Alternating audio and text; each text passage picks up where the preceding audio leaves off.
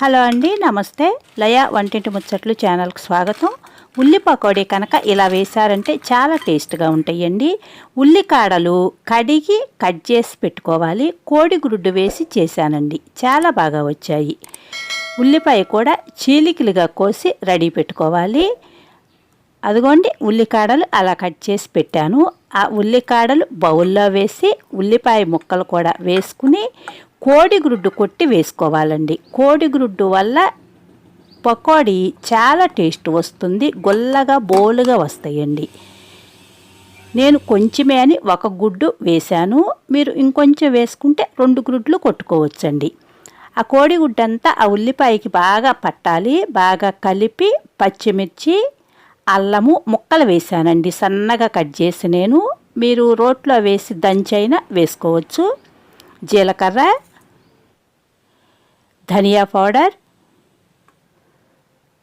చాట్ మసాలా, పసుపు, ఉప్పు,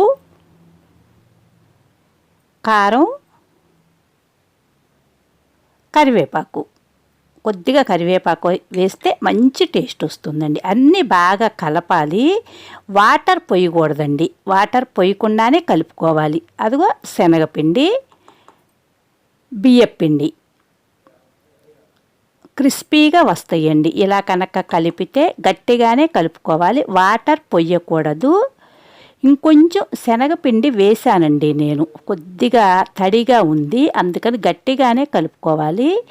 కొంచెం శనగపిండి వేసా అంటే మీకు చూపించిన కప్పు నిండా వేసుకుంటే సరిపోతుందండి ఆ ఉల్లిపాయకి. అదిగో అంత గట్టిగా కలుపుకోవాలి.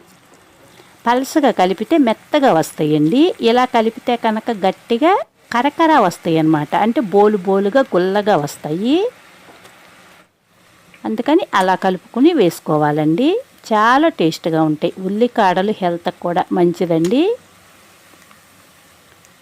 అలా తిప్పుకుంటూ ఉండాలి. అన్నీ కూడా ఈక్వల్ కలర్ రావాలండి, ఈక్వల్ కలర్ వచ్చేలాగా వేయించుకోవాలి.